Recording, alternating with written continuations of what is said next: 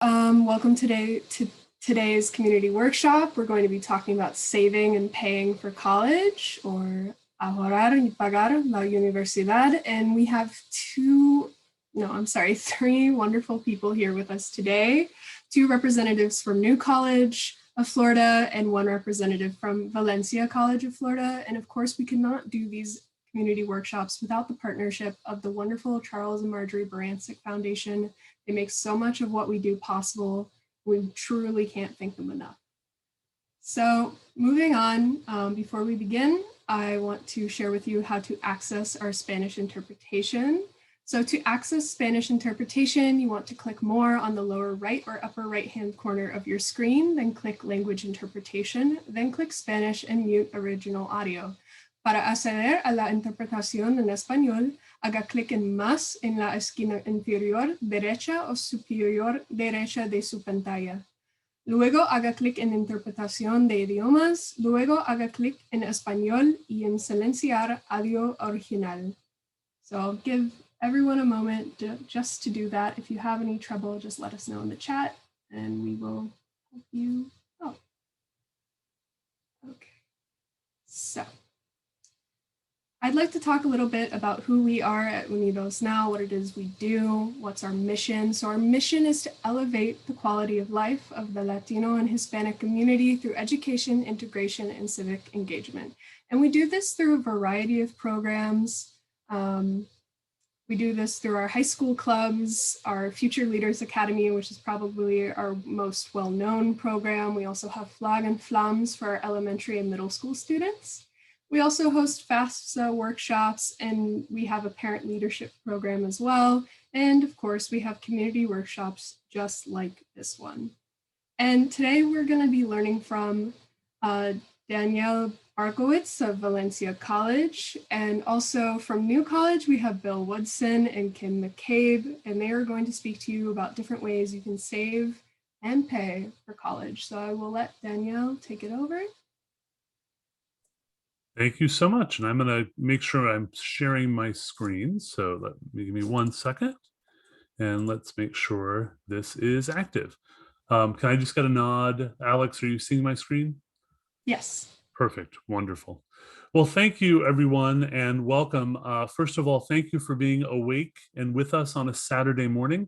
I recognize this may be your day to sleep in. So thank you for joining us. And I know for some of our almost college students, especially, Saturday morning is your day to sleep in. So to be focused on financial aid is really important, and on how to save and pay for college. And it's my pleasure to be with you today to have that conversation. So let me dive in and say a little bit about what are we going to learn today. So what are the areas we're going to cover? And I'm going to present everything you need to know about financial aid in the next 6 hours. We'll talk about everything you ever, no, I'm just kidding. It won't be 6 hours. So my presentation will be about 45 minutes, and I'll give you lots of time to ask questions. And I'll also give you a way to reach out to me after today is over. So if you have questions that we didn't answer, you'll have a chance to reach me directly. But what are we going to cover? So today we're going to cover a couple of things. Number one, what is financial aid? When we talk about financial aid, what does that mean? We're going to talk about where the money comes from.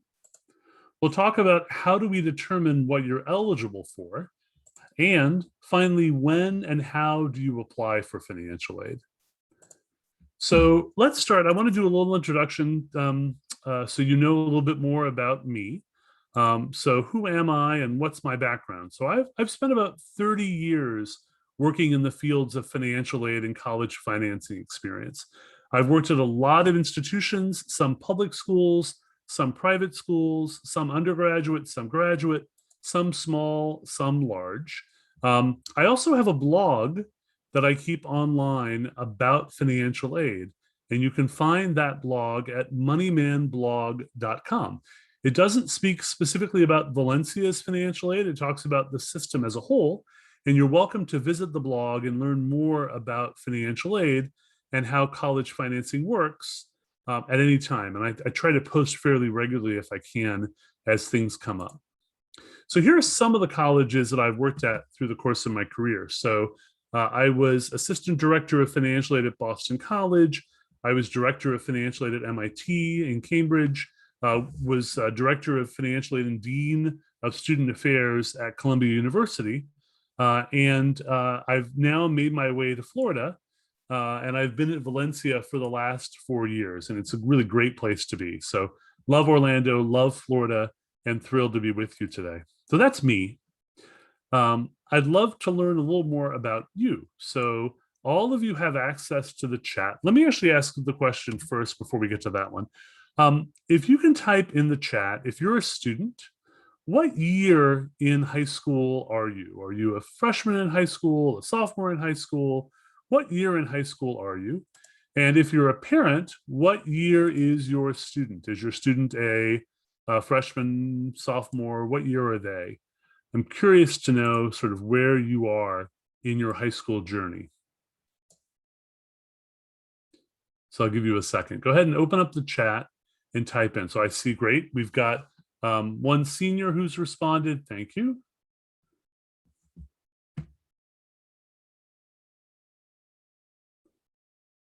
We have a parent. Good. Great. So elementary and middle school, good. So we've got people all over the spectrum, which is great because we're going to talk a little bit about the system now. We've got a mother of 4 daughters, and 2 are in secondary. One is 8 and the other is 7. Perfect. Okay, great. So we've got people all over the map, and that's fine. We're going to talk about good information for you all to have as you start preparing for college education. Here's the next question to ask. Where are you thinking about going to college? What are some of the schools, if you think about college at this point, what are some of the schools that you're thinking of? So again, type those in the chat. What are some of the colleges or universities that you, if you're the student, or your son or daughters are thinking about attending? So I see SCF, technical schools, University of Florida, UF and New College, great. My New College friends will be happy to see that, I'm sure. Yep, good. So I'm sure someone's going to type in Valencia College in there as well. So all good. Let's look at the next question, obviously, which then is, what is the cost of that institution? How much is a year at one of these institutions? So often I'll see Harvard or MIT typed in the chat as well, or Stanford or Princeton or Stetson or one of those kinds of schools. What are the costs of those institutions? Any idea how much a year at one of those colleges can cost? Well, we're going to look at that, but I'm curious to see what your guesses are in terms of cost. So today, we're going to answer the question, how are you going to pay for it? That's really our focus today, is focusing on how do you pay for that cost, because the cost can be overwhelming. And just to share, right, the cost of education can go as high as over $70,000 a year. At a place like Harvard or MIT or Princeton, the total cost is about $75,000 to $76,000 a year. That's a lot of money, right? I mean, if you think about that over 4 years, that's a lot of money, but not everyone attending is paying that total cost. Financial aid helps cover a significant portion of that cost. And we're going to look at how financial aid works today. So let's dive in. So what's the good news? The good news is that last year that we have statistics for, which is the 1920 year, the 2019-2020 year, there was over $196 billion, with a B, given out in financial aid to students pursuing undergraduate degrees. So not in graduate school, but students who are working on their bachelor's degrees. There was over $196 billion given out nationwide. That's the good news, right? What's the not so good news? There is loan. So if you look at the totals, what you'll notice is about 62% of that money is being given out in the form of grants, free money, money that does not have to be returned. So about 2/3 of the money given out in grants.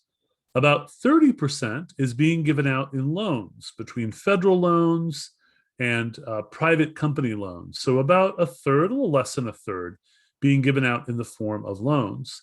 And there is money being given out in work. It says 0% because it just doesn't register high enough as a percentage, but there is work study and there are tax benefits, about 6% of the money. So the good news is, 2/3 of that money is free money that doesn't have to be returned. What's the other good news? The other good news is that if you look at the source of funding, about 52% comes from the federal government, about 6% comes from states, about 28% comes from institutions of higher education, like New College and Valencia and all the colleges we're going to talk about today. And about 14% comes from private foundations, places like the Community Foundation of Sarasota, who gives money out to students to help pay for college. But important to know, the biggest source of free money, if you look at that pie chart, is the dark blue section, and that is institutional grants. So again, 28% of all the money given out nationwide comes from colleges and universities. So often we make the mistake of thinking that the federal government is the biggest source of funding for college grants. That's not true. The largest source of funding for college grants is actually the colleges themselves. So really important that we do what we can to apply for college or university grants as part of our process. Now on my slides, you're going to see a section that says learn more. And if you click on this link, and hopefully we'll be able to get you a copy of these slides after the presentation's done. If you click on this link, that will take you right to my blog, and I've written more about this particular topic. We're not going to be able to have time to go deeply into every subject. So by clicking on the link, that'll take you to a further explanation of what I'm talking about on each individual slide. Okay, so let's move on. So is it worth it? I mean, that's a lot of money, right? So obviously, if we're asking you to pay, upwards of $75,000 a year, if you're not getting any financial aid, that's a lot of money to pay. Is it worth it? What do we know about the payback for college? And this slide comes from the Bureau of Labor Statistics. And it's got some interesting information about both unemployment rates and weekly earnings based on education level. Now, I'll say a couple of things about this slide. You'll notice this comes from 2019. This is before the pandemic. So before really coronavirus and COVID-19 became words that we talk about every day. Yes, I see you can't get the link electronically. We will make sure, Alex, that we get the slides to you and they'll have the link in them. So don't worry about it for right now. I'll make sure that we get those to you. Lorna is talking about she's hearing both audios. Do you want to talk about how to change the audio source so it's just the one language, not both? Yeah, I'll take care of that. Don't worry. Perfecto. Gracias. Okay. So going on, what you will see on the chart on the green side is weekly earnings based on your education level.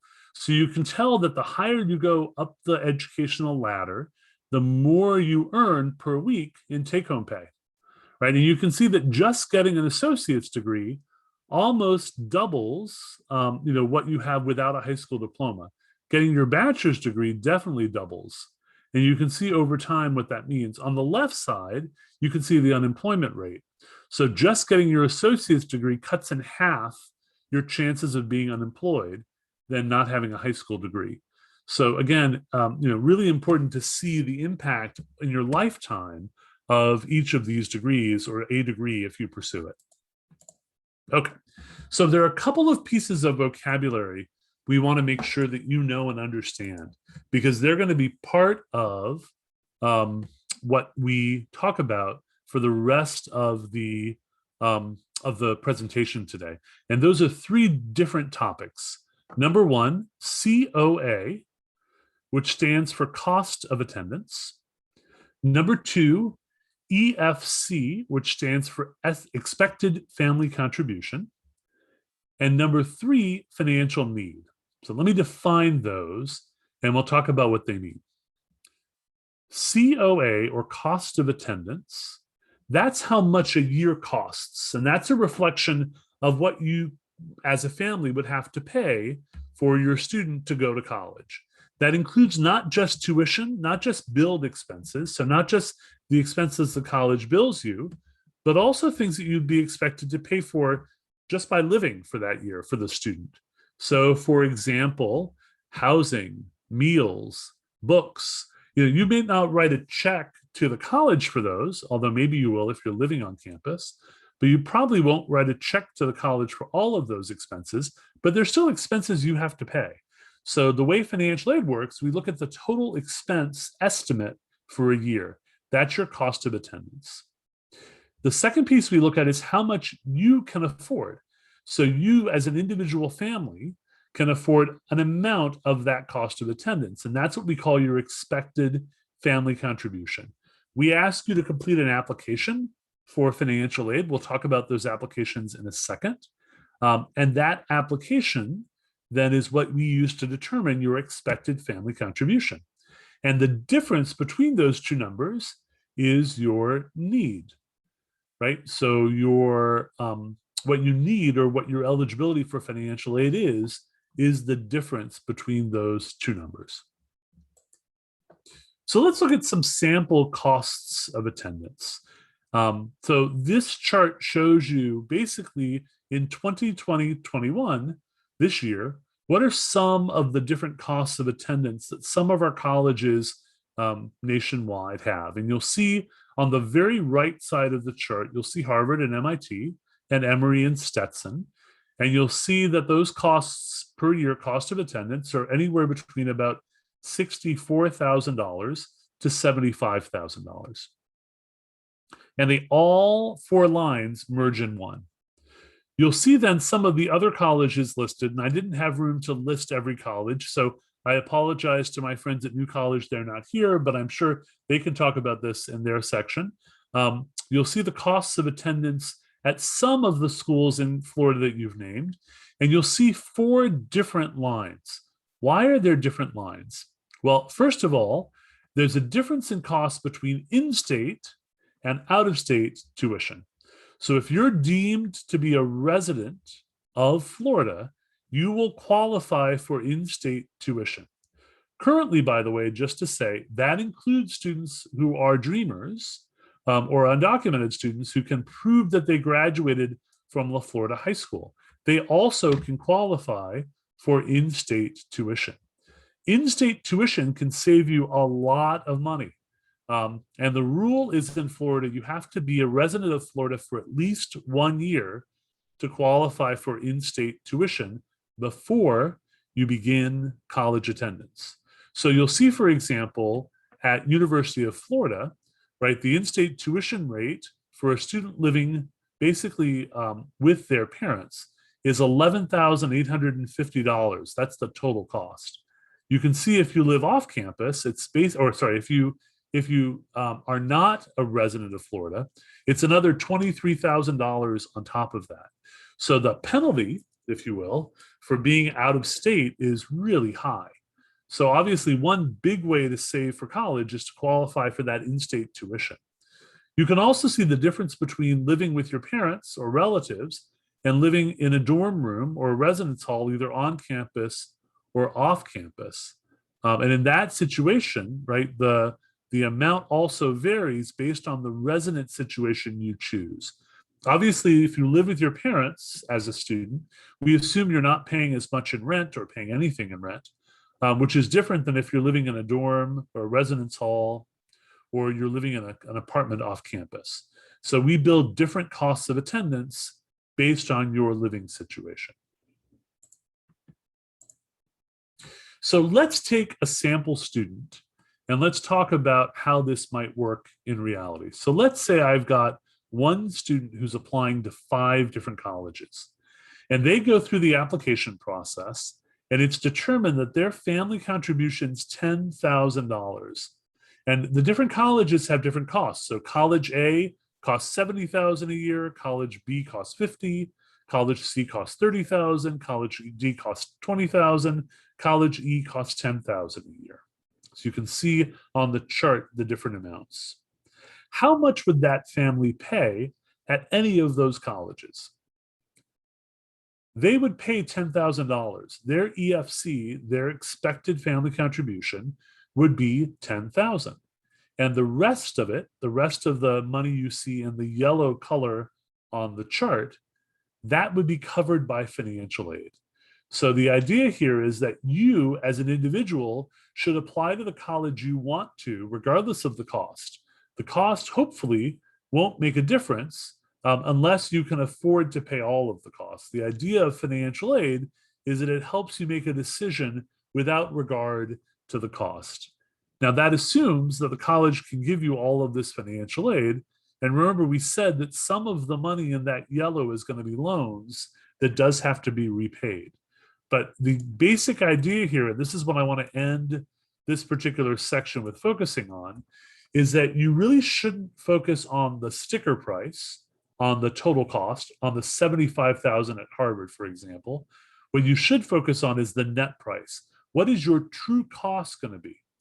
So, as an example, I'll give you one example. Let's say all of us went to Walmart and we're all going to buy the same television set. Basically, if all of us went to Walmart together to buy the same TV, we would all essentially pay the same cost for that TV. Like one of us might have a coupon and get a little bit of a discount, but essentially it's all going to be the same cost. What is different about financial aid and about the way the college system works is that in the financial aid world, right, we would all pay a different cost for that college education. So if all of us applied to and all of us got into new college, right, the way financial aid works is that each of us would have a different cost out of pocket for that institutional expense. There's no way other than going through the application process to kind of figure out what is that cost going to be. And the best way is to apply for financial aid. There's a question from Lisbeth, which is really important. She asks, when we have several children, how do we plan to pay for college for all of them? Almost every 2 years, one of the students will have to go to college. That's a great question. And in that particular case, you would apply for financial aid for each kid, and the colleges will take that into account, the fact that you have multiple kids in college, at least under our current system. But it is important because we know you're going to need to pay for more than one child at the same time. So let's say you're confused, you want to find out, so I need an easy way to find out my EFC, my family contribution. How do I do that? How do I really quickly find out what my number is going to be? Well, every college is required by the federal government to have something called a net price calculator. That net price calculator allows you to get an estimate of what your family contribution would be. So what I would suggest you do, especially for those with younger kids, as you research colleges, look for that net price calculator. You can type in some basic information and get an estimate of what your financial aid package and what your out-of-pocket cost might be at that individual college. It'll give you a good way to get some guesses as to what the amount's going to cost for you. Okay, so let's do some additional vocabulary. What is financial aid? Financial aid is actually made up of 3 sources, and we've talked about these before. There's grants, right? Grants is money that doesn't have to be repaid, or scholarships. That's the best kind of money. There's loans, right? And loans are part of the financial aid system, and that's money the student or the parent has to borrow and has to repay over time. And the third kind that I just want to talk a minute about is work. So in the financial aid award, you'll be given often something called work study. What is work study? Work study is the opportunity for you to earn money in a job on campus. It's a great way, especially if you're living on campus, to find a job that's near where you live, that you can earn some income to help offset some of your expenses, like your personal expenses, your transportation, those sorts of things. So if a financial aid award or financial aid package is going to have all three of those kinds of funds. Lots of families get worried about loans, and I want to say loans aren't necessarily a bad thing. Too much loan is a bad thing. You don't want to borrow too much. So how do you figure out how much is too much? The best advice from financial professionals is that when you graduate college, you want to have no more in debt than your starting salary. So if you're going to start out, and let's say right when you graduate college, you're going to be earning about $30,000 a year, then you'll want to make sure that you don't have any loans or more loans than $30,000 a year in loans. If you're, let's say, in a program and you're going to graduate and earn $60,000 a year, does that mean you should borrow $60,000? No, but it does mean you have some additional room if you need to. So you just want to watch carefully what loans you borrow in comparison to what you think the starting salary is going to be. And colleges can tell you, again, on their website, what the average starting salary is, either by program or by the college in general. You can also find that information on the scorecard, the federal scorecard for colleges. Okay, so let's talk about who's eligible for financial aid. And I want to talk about this particularly because I understand there probably could be some questions. So I want to say eligibility for federal financial aid is based on the student's citizenship, not based on the parent's citizenship. So what does that mean? Right? It means that a student could be a US citizen or what we call an eligible non-citizen and qualify for federal financial aid even if their parents aren't. So let's say, for example, a parent is living in the United States, not a US citizen, their child is born here. That student is eligible for federal financial aid. We still need parents' information on the application for financial aid, but the eligibility is based on the student, not the parents, for federal financial aid. Under federal financial aid, you can be a US citizen and qualify. And there are also what we call eligible non-citizens who qualify for federal financial aid. And you can see I've listed some of the rules around eligible non-citizens. If you're not sure about your particular circumstance, you're welcome to reach out to me and I can try to reach back to you with some answers. But here are some of the categories of those who are considered eligible non-citizens as students. For college or university aid, and for private source financial aid, lots of them don't look at citizenship at all. So for example, at Valencia College, we have a number of private scholarship programs that we offer that don't care about a student's citizenship. And for our own institutional financial aid, we don't look at citizenship. But for federal aid, we have to. We don't have a choice. So just an FYI, and again, if you have questions about that, feel free to reach out to me and I can help you navigate that. So what do you need to know? What are the form names and when do you have to apply for financial aid? So I know I saw a student out there earlier who replied, I'm going to choose a name. I saw my friend Andres is a senior. So Andres, I'm going to use your name as our sample name for today. So let's say Andres is a senior is applying for college. So here's your chance to type a guess in the chat again. If Andres is applying, and I'm going to name some colleges. If Andres is applying to Harvard, to UCF, to Stetson, to New College, and to Valencia, so 5 colleges Andres is applying to for admission, how many financial aid forms will Andres and his family have to complete to apply for financial aid at those 5 colleges? Type your guess in the chat. So Harvard, Stetson, I believe I said UCF, New College, and Valencia, 5 colleges. How many financial aid applications? So Andres guesses 1. And let's see what else people are guessing. What other answers do you think? So is 1 the right answer? I will give you a hint. 1 is not the right answer. So try another guess. See what else you think. What's the total number of applications that a student would have to complete to apply potentially for 5 different colleges for financial aid? Well, I'll let you type them in. I've got a guess of 4. It's a better guess. 5. Great. We're going to take a look and let's count them as we go through them together. So the first application you should know about is something called the FAFSA. What is the FAFSA?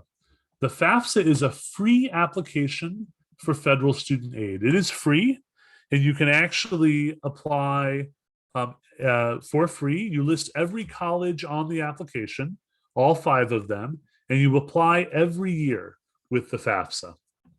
FAFSA is required by every college. You list all colleges on that one application. So when Andres applies, if he's applying to 5 colleges, he does one application for the FAFSA. He lists all 5 there. It collects some basic information. You can do that FAFSA online at the website I gave you. You can use your phone. There's an application called My Student Aid, which you can actually download and do right on your phone. There are translations available in Spanish. So if you prefer to complete the form in Spanish, there's guidelines for that. But you have to do it every year. And every year that Andres is in college, Andres will have to complete another FAFSA. So it's every year. And if Andres has a sibling who's also going to college, then it'll be 2 FAFSAs, 1 for each student. So every student every year does a FAFSA. The application opens up on October 1st. So this year, Andres is a senior. The FAFSA opened up back in October 1 of Andres' senior year. And for you all who have younger kids, it'll be the October 1st of their senior year. So you want to make sure to look for that and get your application in as soon as possible after the season opens. But is that the only application? No, it's not. The next application is something called the CSS Financial Aid Profile. What is the CSS Financial Aid Profile? This is an application that's required by a number of private colleges, colleges that are not state schools, not state universities, and some colleges need this application. Not every private college, but some colleges. This is a paid form. You have to pay to use it, although there are fee waivers available if you were qualified for public benefits like SNAP, or if you qualify for free or reduced lunch, you will qualify for a waiver. But it is required. And why is it required? Remember I said before, the single largest source of grant funding is the college and university? Well, our colleges and universities that have a lot of money on their own to give away want this other application to prove some other information. They ask questions about things like your home, whether you own your home. They ask questions about things like medical expenses, some things the FAFSA never asks about. So the CSS profile is a requirement. So in Andres' case, with those 5 colleges I laid out, I know UCF doesn't need it. I'm imagining New College doesn't need the CSS profile. I also know that Valencia doesn't need it. So who are the 2 that do? Harvard and Stetson. Harvard and Stetson require the CSS financial aid profile. So if you're applying to those schools, and you're Andres in this case, you would need to do a CSS profile as well. And that also opens up on October 1st. So that's the time frame where Andres could do that form. So I've got 1 FAFSA, 1 profile. Let's talk about the third kind of form. The third kind of form is what I call the institutional application. And every college may have one of these themselves. So at Valencia, for example, we have an application for our Valencia College scholarships. It's offered by our Valencia College Foundation. If you don't complete the application, then we won't offer you a scholarship from the foundation. You have to do that application every year.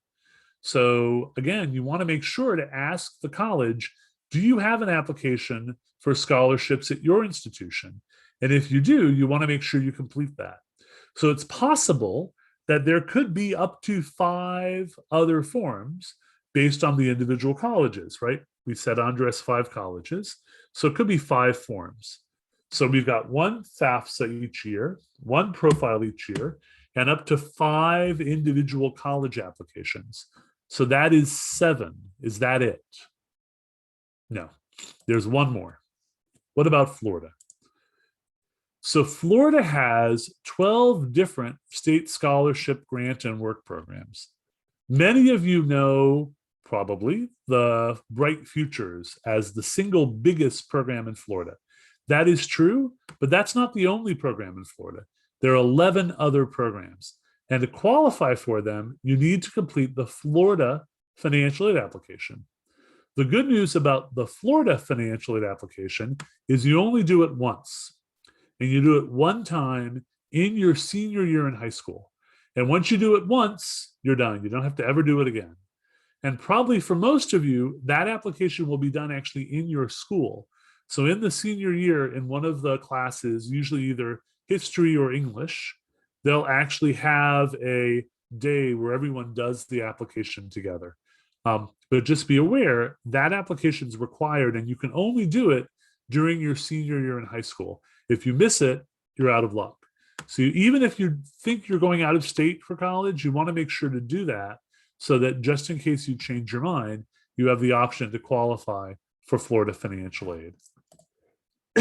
Okay, we're going to move on. How do you sign the electronic applications?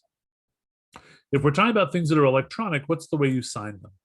Well, much like you have a username and a password for a bank website, or a username and a password for maybe your credit card account or your email or whatever, you're going to have a username and a password for your signature with FAFSA as well. It's called the FSA ID.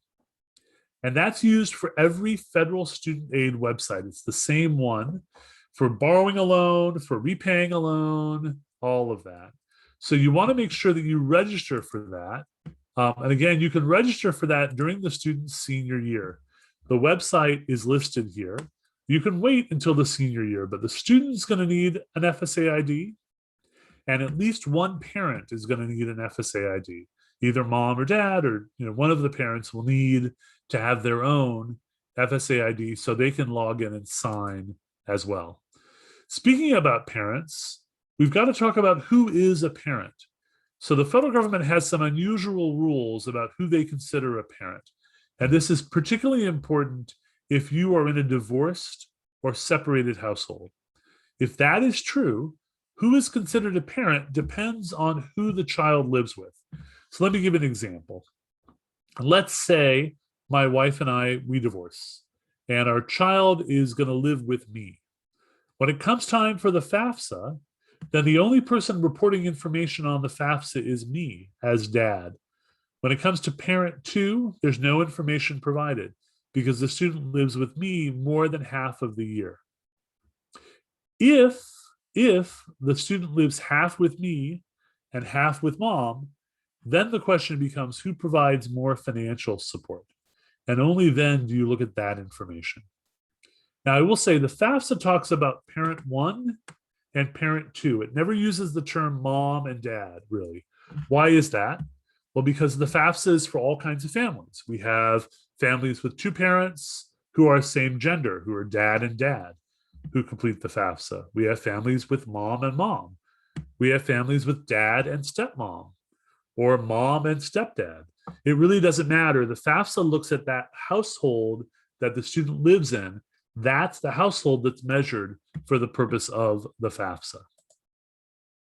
Some other colleges, like Harvard or Stetson or others, might want information about the other parent in divorce cases, but FAFSA only looks at that parent where the student lives. The other question you're probably asking and should be asking is, am I dependent or independent? Meaning, do I have to provide parent information or not? How do I know that? And so there are some rules the federal government uses to determine whether or not you qualify as an independent student. And just quickly, if you take a look down the slide, if you're over 24 years of age, which probably most of you aren't, if you're working on a master's degree or a doctorate degree, if you, the student, are married or have children or support others yourself, if you're an orphan, in foster care, a ward of the court, in legal guardianship, or homeless, if you're an active duty military, or you're a veteran, you're independent, any of those. And I'll slow down to let the interpreter catch up because that's a lot of information. Otherwise, you're considered dependent, and we're going to require your parents' information. Well, what if your situation's unique? Let's say, just for example, let's say mom and dad are still in Puerto Rico, but you live with grandparents here in Florida, and there's never been a legal determination of guardianship. Or let's say, because this is a real situation that happened to a student at Valencia, let's say you're subject to abuse by your parents. You've been abused by your parents and you're living with your sibling in Florida. You have no contact with your parents. What do you do in those situations? In those situations, you will call into the to the financial aid office and ask for what's called an independent override. You'll ask to be declared an independent student. And I've got lots of information about this on the blog. If this situation is one that applies to you, you can appeal to be considered independent, even though you don't qualify necessarily by the federal rules. Okay, we're going to move on. What information do you use? Well, again, when you file the FAFSA, you're going to use what's called prior year information. So let's say if you're applying in your address, you're applying for financial aid for the 21-22 academic year. Your FAFSA went online on October 1, 2020. As of that point, the only tax information we had was 2019. So it's going to be based on your 2019 income. Well, what do we know about that? Well, for many families, 2020 has been a very challenging year, and 2021 is not much better. So what happens if your family has had a loss of income? Let's say you've been unemployed, or you've been impacted by what's happened with the pandemic. What do? Well, in those situations, you still fill out the FAFSA with the income that's required, the year that's required, but you can reach out to the college and ask for what's called a professional judgment, an opportunity to have the college take a look at your updated information and make a different decision. And we're seeing a number of those these years, a lot more than usual, because we know a lot of families have had a change in their circumstances. If that is true for you, again, once you have the slides, I would highly recommend you look at this, this piece, how to expect the unexpected. And it talks about what's called professional judgment. And we use that as part of our process to help families in that situation.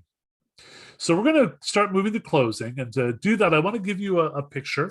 I want to help explain, cover what we've covered through this image. And I want you to picture me in my office for financial aid, and I'm surrounded by barrels.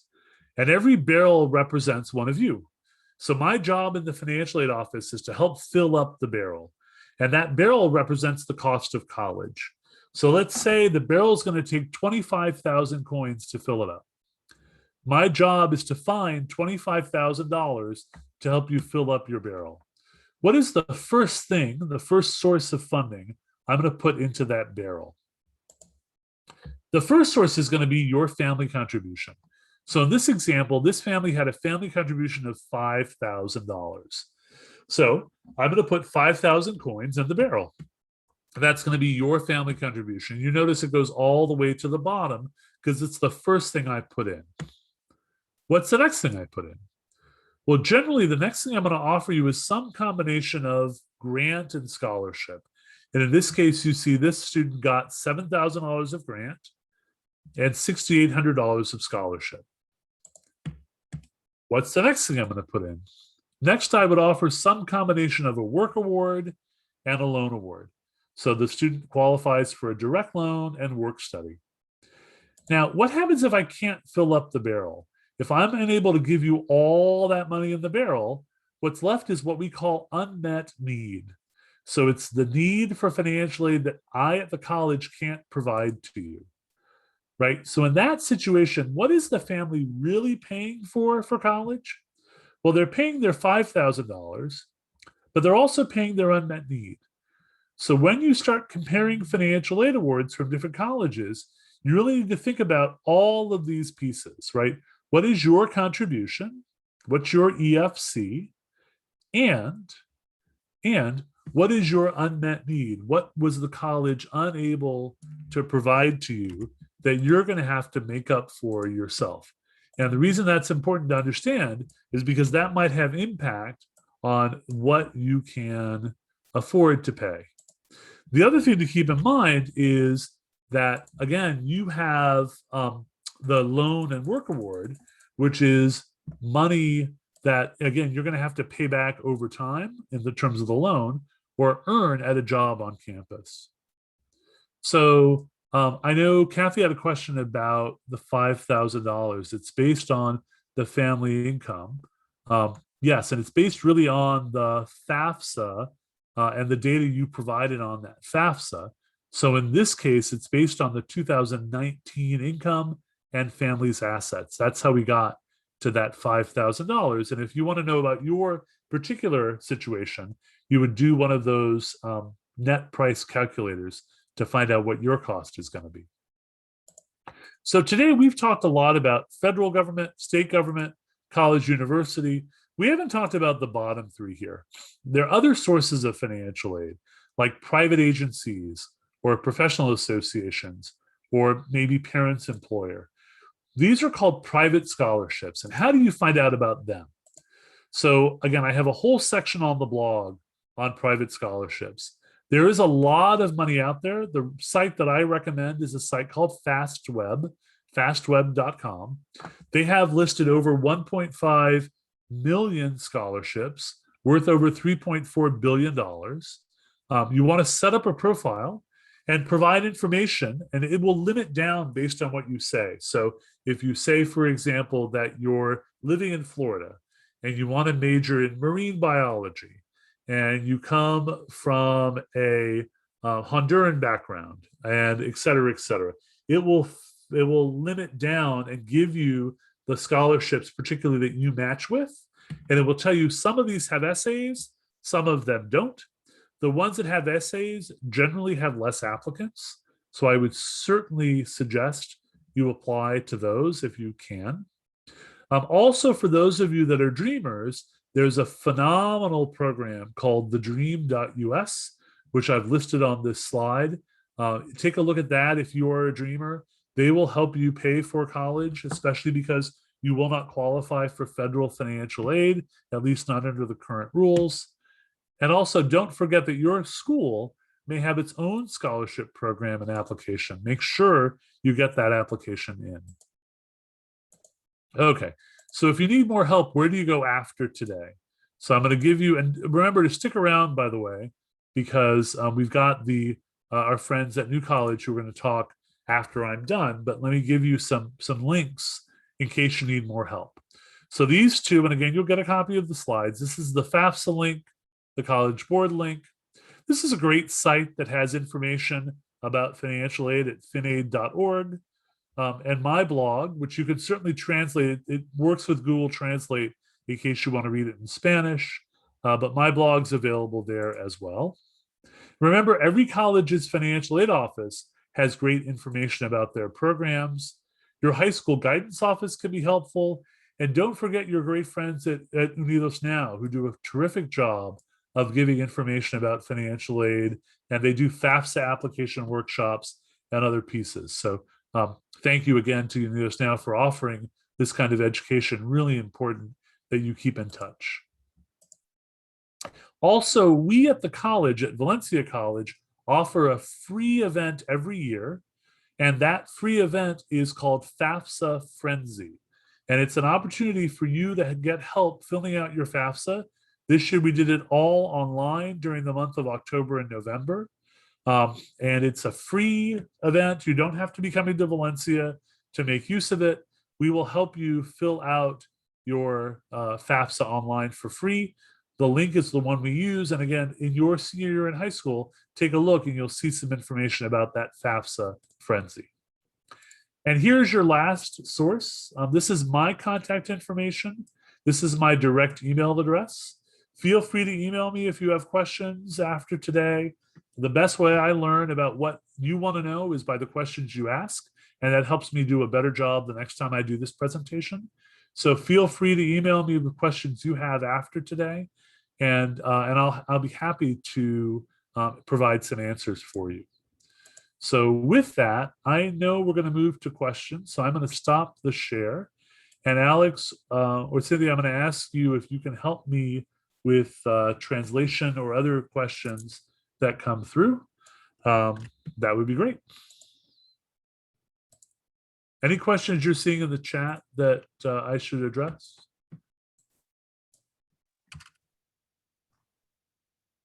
¿Alguna pregunta que quieren hacerle a Daniel?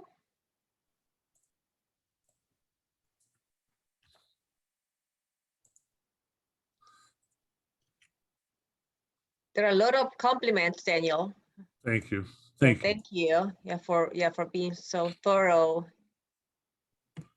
And I know I saw Elizabeth comment that it's good to know that Valencia offers financial aid for those who are DACA and undocumented. We do. And I know we're not alone. That many colleges recognize that students who are undocumented face a very difficult situation because federal aid's not available. So we all do what we can to make that possible.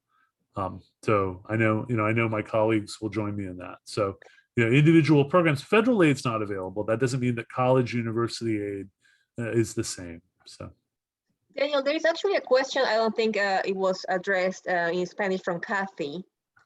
And she asked, I have a question. These $5,000 that the family has to pay, are they based on the family income? And is that what they supposedly have to pay? Yeah, so also on the blog, I talk a lot about how we come up with that number, and I give you all the formula information. That would be its own 3-hour presentation, and Kim is smiling because she knows that to be true. But I will say it is primarily income-based, and it's based primarily on the income that you had those 2 years ago. So there is a small portion that looks at your assets, but it's mostly based on your income. And again, the formula is a little complicated, but we do look at the income. And that's why if you've lost income, really important to let the office know, because we can use that current income instead as a way to base your financial aid. Thank you. Another question from Mia. To start applying, I assume, for financial aid, does the student have to be in the last year of high school? So great question, Mia. That is true for the federal aid. That's true for college aid, but not for some of those private scholarships. So the FastWeb piece, you can start applying for now. There are some programs that you can actually apply for as a middle school student or as a high school student. What I would do is set up that FastWeb, and you can say what year in school you are right now, and it will help you clue into that. The other thing I'll say, and this is both a plug for coming back to this workshop in a future year, and also a plug to Unidos Now for keeping on doing these workshops. There was a major change to the financial aid system that was passed into law by Congress and the president at the end of last year. That change is going to have impact in 23, 24. So not next year, not the year after, but the year after that. There are some changes to the things we talked about today. So come back in a couple of years, especially if you have younger kids, because you'll want to hear more about those changes and things that are being adjusted. Yes, thank you. Actually, I'm looking forward to the new FAFSA version. I think it's gonna make life easier for a lot of people. It will. I agree. Another question: when we use the net cost calculator to know how much we will have to pay, can we just use it to have an idea? Will it not affect us somehow? Correct. So often what the college will do is have you create. Sí, puede usar la calculadora, no les afecta en nada usarla para calcular. Did I lose signal?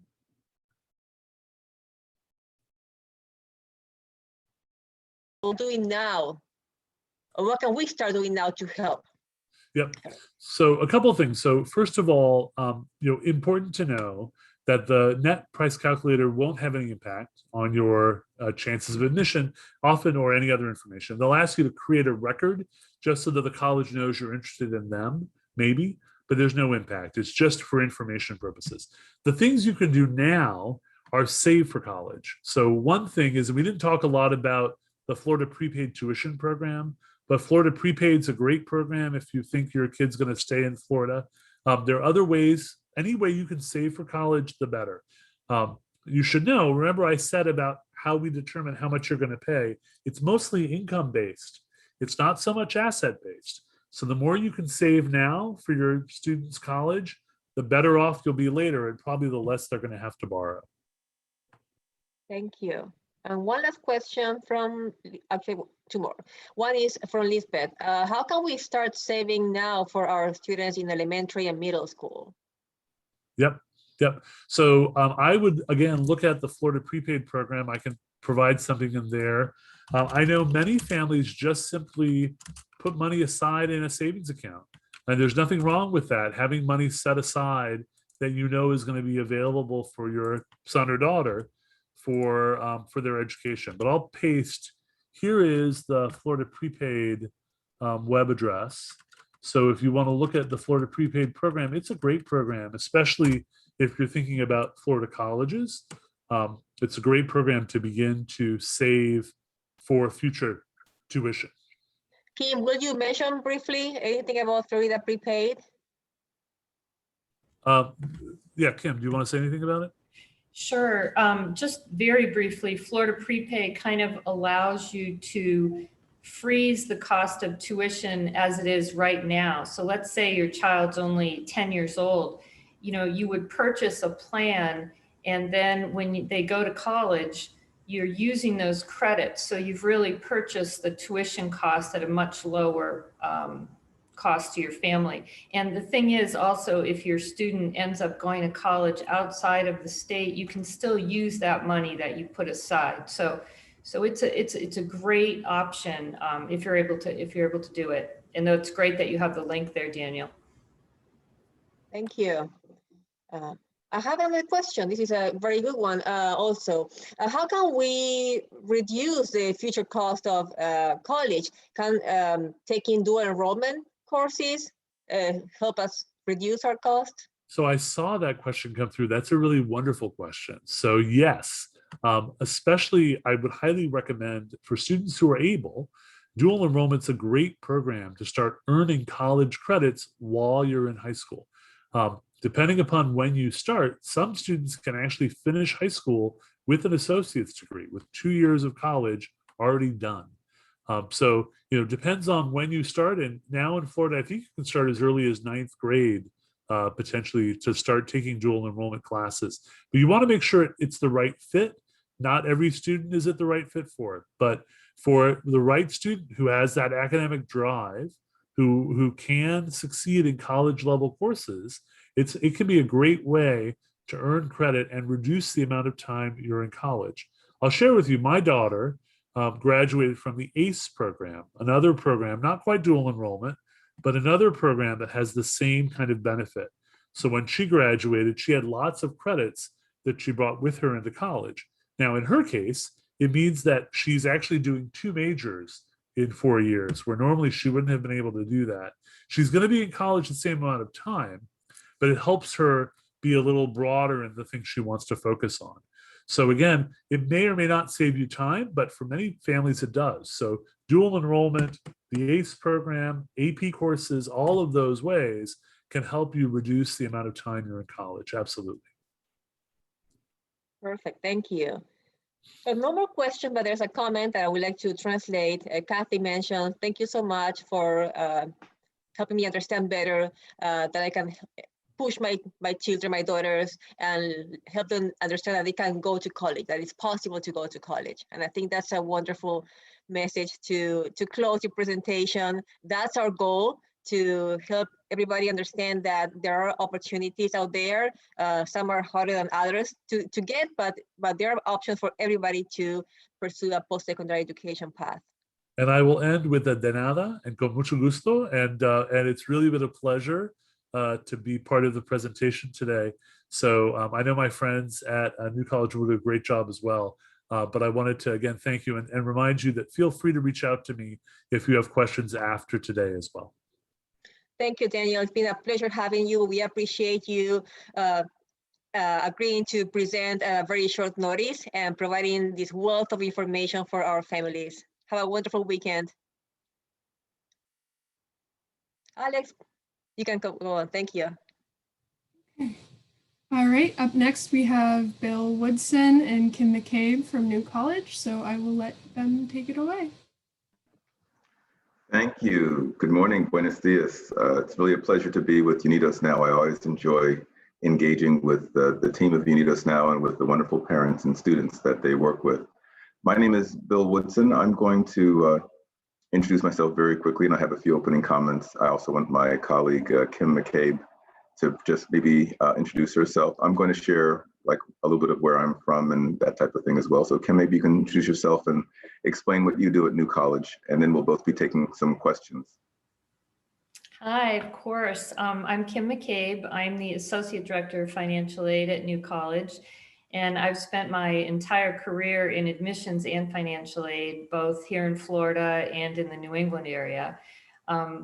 I have a background in admissions, which I did for a very long number of years, which is really helpful to me in just understanding the relationship between applying for school, applying for money, and just the total picture. So I'll turn it back over to Bill. Thank you. Thank you. And again, Bill Woodson, my job, I actually kind of hold two hats at New College. I'm the Chief Diversity Officer and also the Dean of Outreach. I have some long-standing ties to Sarasota. I was born at Sarasota Memorial Hospital. My mother grew up here. She's a proud Booker High School graduate, but I've actually lived most of my life away from Sarasota and have just come back to take this role at New College 2 years ago. So I want to share a little bit of a story, and it's a story maybe of a bit of what not to do, because I think we had some really good conversation. We're going to get some more questions in around financial aid and sources of funds. But this has to do with more with the savings piece. And I'm going to give you some dates just to kind of put things in perspective. So first date is 1975. And that is the year I began my college career. And savings was not a part of the strategy for college, but my situation was a bit, not unique, but a little different. My mother and father had been divorced. My father had owed child support for many, many years, which he had not paid. And there was a second court case to have him pay the child support, and it showed up 1975. So very, very, so you can imagine 17 years of back child support for my family. Even though my mother was a single parent and a school teacher, there was really not much savings. I had a little bit of savings, maybe $300 from PIN money from when I was a newborn that I carried to college, but it was really, that was the funding strategy. I think I ended up with maybe $4,000 of student loans from college. I then went to a very expensive graduate school and picked up another $15,000 and a total of about $20,000 in debt, which actually just about equaled that equation you may have heard Daniel share, which I had never heard before, which is that you shouldn't take on more debt than what you're earning after you finish your degree. I was just under the wire. So student loans were a big part of, a part of funding my education, but mostly my graduate education. And I think another part of that story that's important is that because my loan burden was pretty minimal in college, I was able to take on a bit more debt to be able to get a graduate degree without going past that sort of guideline, because that is important. There's definitely, you don't want to get too much into debt. You want to, if you do take on debt, you want to be very strategic about it, thinking about how you'll pay it off. And the best amount of debt is zero. If you can get through the entire college experience without taking on debt, it's a wonderful thing. But you also wouldn't want to have college block or the cost of college be the thing that denies your chance to access a degree, because it's a benefit that pays your entire life. So let me take you with another date. and that would be 2003. And this was the moment that I started thinking about taking care of my daughter, who was a high school freshman at that time, and how would I pay for her college? Again, I didn't do the right thing. So this is do what I say, not what I do. At this point, my mother's investment in my education had paid off wonderfully. I had a very good corporate job as a director in marketing, was making very good money. And I wasn't really too worried about the cost of college. I kind of ran some numbers and I said, you know, I think I can kind of pay as I go. It's going to be okay. So this was 2003. My net strategy for preparing for the cost of college was to purchase a new car and pay cash for it. So that way I wouldn't have a car note to pay while I was paying for my daughter's college. And then I'll give you another date, 2005, where I had the brilliant idea to leave my wonderful high-paying corporate job to start a new business with two friends. And this new business was very exciting, but it also was not successful. And we kind of lost our shirts. So suddenly a man with no plan for college, no savings. Now it's 2007 and my daughter is starting college. I was very committed to my daughter having the chance to go to college and to go to any college that she wanted to go to, but I had no savings because I was going to pay as I went, because I was going to have this big corporate job. So, and for my daughter, the good news is that that concept of cost of attendance and the family contribution, I had 2 years with very minimal income, and so that allowed the institution to give me a substantial amount of aid, about a third of the cost of her college. And another third I took on with loans for myself, and the other third was loans for my daughter, under my daughter's name. So this is kind of how we navigated it. And as it turned out, she ended up with with a loan balance that was pretty close to her first year of starting the salary. And it took her about 10 years to pay it off, but she's paid it off now. And it took me about 3 years. Oh, by the way, I did get another job that actually paid money after I had the failed business. So it didn't pay like the corporate job paid, but it allowed me to take care of the loans. My point is that you don't want to, too much loan is a bad idea.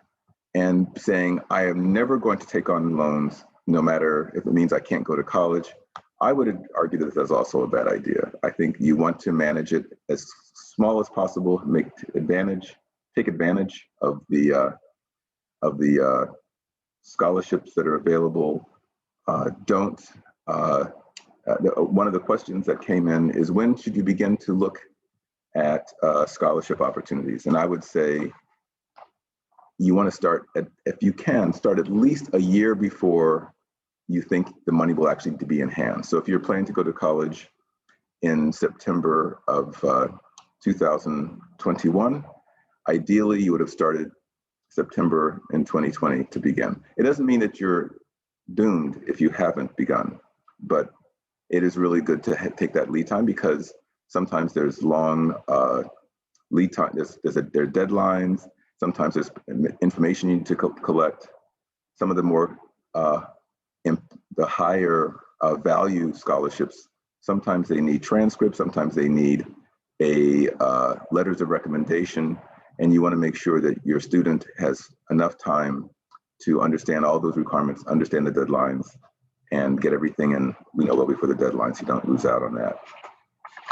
So that's a little bit of my own personal story. Savings is probably a very good idea. Very few situations can you say, savings is not a problem, I'm going to just go. If you can, even a little bit of savings helps. The fact that I had a little bit of savings turned out to be very, very helpful. And then I actually was able to work. And there's some questions about working while you go to college, and we'll talk about that a little bit too. But you want to be able to balance that and not be so demanding with the work hours you're putting in that it's taking away from your students' ability to attend to their studies. So one of the questions was, we are a low-income family. What is the best plan you recommend for us to help our children go to college? And even for, I'd say, low-income families, if you can save a little bit, it may not seem like, well, college is $10,000, $20,000 a year. What does it make a difference if I have $1,000, $2,000, $4,000 saved? It does help. It can really be the difference between putting your child in a difficult situation, or maybe even not being able to go to the college of choice and being able to navigate it. Sometimes too, the money will come, but not necessarily in the time that you want, and that having that savings cushion can give you more flexibility so that your student can continue their progress while maybe a scholarship is coming in, something like that. So to plan in advance, to put in that applications, look for the search for the scholarship, let that process start early, at least a year before if possible. And then to know too, as Daniel has said very well in his presentation, understand the cost of college, but also understand that colleges are going to look at what you can contribute, what the family can contribute, and don't think that you're going to be precluded from a college because you see that large price tag. If your family is low income, much of the aid that's out there is based on financial need, and there's an important distinction between support scholarships, grants that are based on need versus on merit. You're going to show up with having a lot of financial need if you're a low-income family, and that's going to unlock some access to support resources to help your child go to college. Another question, and I want to ask my colleague Kim to weigh in on this, is what does a scholarship application look like? Are all the scholarship applications similar? What type of information is required from the student? So we've heard a little bit from Daniel that there are differences. Some of them require more detailed information, some less so. But Kim, can you comment on what does a scholarship application look like? Sure, of course.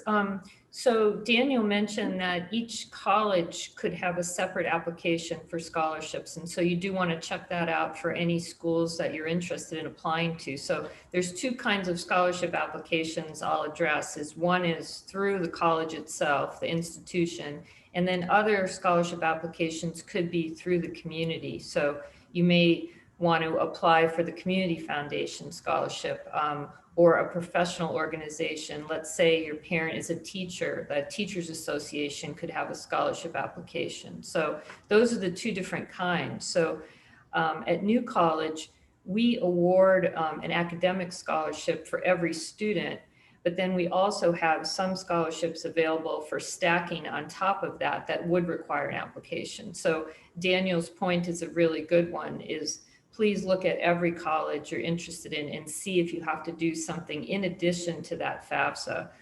Is there a separate scholarship application necessary?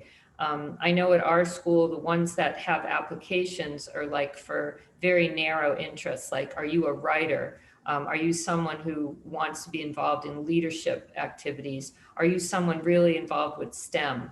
And those applications are separate at our school, but every school is a little bit different there. But then I would also highly encourage you to check out those private scholarship opportunities through your community.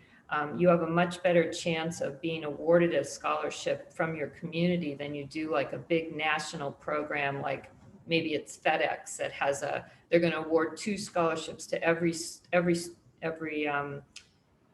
but everybody nationwide, and they only have 2 available. So you can see that your chances would be much better just through your community. So. Thank you, Kim.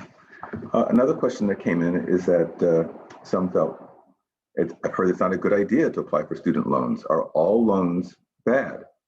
And so, like I said, I think first you want to make sure that, too much loan is definitely a negative. Zero loan is, if you can find a way to get through college without loans, it's wonderful. But it's important to understand there's different kinds of loans. And it's also important to understand what the total amount of loan is that it's sensible for your child to take on or for your family to take on, depending upon your circumstances. And it's also important to understand the interest rate, because interest rates can vary widely, and some interest rates can be, very, very, a high interest rate really makes a big difference when you're trying to pay a loan off. There's 3 major buckets in terms of types of loans that people get involved in to pay for college. There's the federally subsidized loans, which is if you're going to take out loans, that's the most preferred one if you're offered subsidized versus unsubsidized loans, always choose the subsidized loan. The interest rates are lower, and oftentimes there's a deferral period which means that while you're in college, you're not accumulating interest on the loan that you've taken out. The interest doesn't start to accumulate until after you graduate. I think in my day, there used to be like a 6-month period of time before the interest starts to accumulate. I think the time period is shorter now, but it's very important to avoid that accumulation of interest, and it's very good to have that federally subsidized lower interest rate that is usually associated with federally subsidized loans. There are also unsubsidized loans. Some of them, the interest rates are comparable to the subsidized loans, from the federally subsidized loans, but oftentimes those interest rates are higher. And also, usually with the unsubsidized loans, they begin accumulating interest right away. And that goes to another point about what's a good loan or a bad loan. If you're going to take out loans, it's better to defer and take out the loans later in the cycle than earlier. And that is because, especially if unsubsidized loans are part of that loan package that you're taking, you don't want to be in a situation where at graduation, and now you're starting to pay back, that you've been accumulating interest for 2 years, 3 years, 4 years on those loans. Now, if it's a subsidized loan, hopefully, then that means that it's also not been accumulating interest. But you're limiting your degrees of freedom when you take out loans earlier, or the larger loans earlier. So if you think that you're going to need to take out loans, defer that toward the end of your time in college, if at all possible. And definitely look for the subsidized loans as the first preference. Sometimes people also use a secured loan, like a home equity loan, and that can be another strategy for financing your education, or your child's education, in most cases. That can really be a two-edged sword. On the one hand, secured equity loans, like home equity loans, can often offer a lower interest rate. On the other hand, they're going to start accumulating interest as soon as you take the loan out. And also, you're now on the hook, whatever you're using as security, oftentimes a home or maybe your car, that you're in danger of losing that if that loan is not serviced on the schedule that's required. So I would say to be very cautious about using a secured loan or an equity loan for financing college. But if your circumstances are stable, and then the only choices are, say, unsubsidized loans with high interest rates, or a secured loan with a low interest rate, it may be something to consider. Let me go on with another question that came in. What does a financial aid office do? And I thought that Kim could give some insight to this question. What does a financial aid office do? Sure. Gosh, where to start? Well, first of all, the financial aid office at any of your prospective schools will be a really important asset to you, because they can help you with so many things. So please don't ever feel like you can't contact them. We have like a financial aid mailbox where we're answering questions all day, every day out of there. And I'm sure every school is the same with that. So the financial aid office, the number one responsibility we have is to prepare an award letter for you. So I wanted to take you through just maybe a really brief timeline. So your senior year in high school, you'll be starting to apply to colleges, but you'll also want to do that FAFSA starting October 1st of your senior year. And then once you are admitted to a school, some have rolling admissions, so you'll hear right away. Others will not let you know until February or March. But for schools that have a rolling admission and are going to be accepting as you apply, the financial aid offices at those schools will start to present you with offer letters. And those offer letters are going to use the information off the FAFSA, and they will give you the cost of the school, then will give you the outright aid they have available to give you. They will present you with loan options, and then they'll present you with some payment options for your bottom line. So it's really important that you understand how that offer letter is explaining things to you. And if you have any questions, you should contact them. I know that one thing that we do for students at our school, and again, I'm sure if Daniel was here, he would say that his school does the same, is that we will do award comparisons.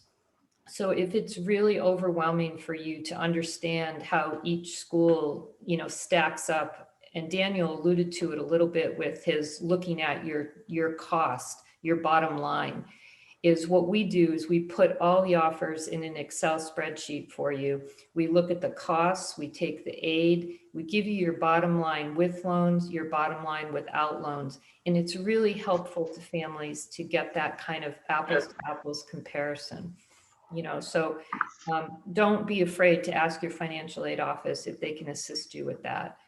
We also will do something called payment worksheets. So what that does is take the costs at our school and we minus the aid with or without loans, and we can help you come up with how much would you owe in August and then again in January. Because sometimes that's what the parent wants to know is how much do I have to come up with? When do I have come up with it by? And what are my payment options for that? So that's something a financial aid office can do for you also. Daniel also mentioned a little bit about a process called professional judgment or dependency override. Don't be afraid to contact the financial aid offices to see, if you have a special circumstance. It could be a divorce, it could be a separation, it could be a job loss. What we're seeing with COVID is, a lot of job losses or illnesses, excessive medical expenses. Your financial aid offices can adjust for any of those things. So it's very important that you know that. So if you file the FAFSA and it comes up with an estimated family contribution and you think, oh my gosh, this is just not indicative of what I can contribute to help my student, don't be afraid to contact the financial aid office to say, I have this unique situation, could you please help me? Because we do those kinds of things all the time. I wanted to briefly mention Florida Prepay too. So we talked a little bit about that program. It's important to know that Florida Prepay, it's like a savings plan that you do for your student, and it's not going to appear on your financial aid offer letters. And that's like intentional. At our financial aid office, we don't want to know if you have Florida Prepay. We think it's wonderful if you've done that, but we don't want to penalize you for having done that for your student. So we're going to give you a financial aid award, and you can use all that money and you can use your Florida Prepay credits. And sometimes that will result in a refund to you. So it's a fabulous program, and it will never be held against you for financial aid purposes. They're completely separate. So that's another really useful thing to know about Florida Prepay that I should have said before. So I will hand it back off. Thank you. There's a question in the chat from Claudia. If maybe one of our colleagues at Unions Now could read it for us and translate it. And I think we want to have, looks like a question for Kim as well from what I can make of it. Yes, so Claudia wants to know, to apply to scholarships, do the parents have to do the application, or is that part like something that their kids will handle themselves? Kim? I would say usually the students would be handling the scholarship applications. Some of it is just information, regarding your name and address and what school you're coming from. Some applications will require some tax information that you may need your parents' help with. And then some have essays that the student may have to answer. And I say essays, but I know that on our scholarship applications, I think it's limited to 150 words. So we're not talking about like a 6-page essay or anything like that. So it's nothing you should ever be worried about or apprehensive about it taking a really long time to finish.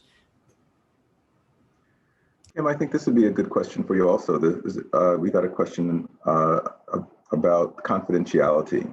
Is the information that's shared with the college kept confidential? this, you know, suppose a person is undocumented, for example, and they're worried about getting in trouble. It's absolutely confidential. We are not able by law to share any information at all. So you should never worry about contacting the financial aid office with any questions you have regarding citizenship, residency, documentation, anything like that. So it's definitely confidential.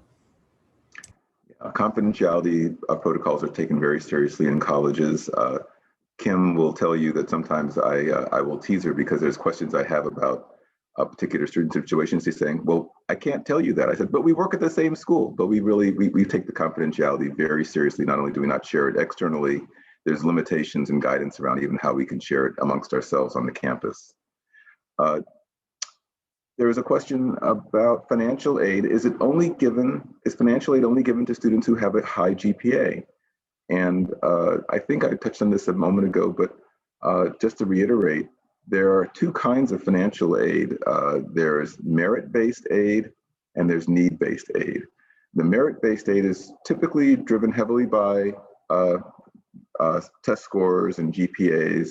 It could also be based on other criteria like leadership or service. All of these can be considered selection criteria for merit-based financial aid and scholarships. But there's also need-based financial aid and need-based scholarships where your academic credentials are completely irrelevant. You know, assuming that you're qualified to attend the college, whether you're in the top or in the middle or wherever, the aid that's awarded is based solely on the financial need of your family as determined by the FAFSA form or by other forms, such as some of the forms we've talked about here.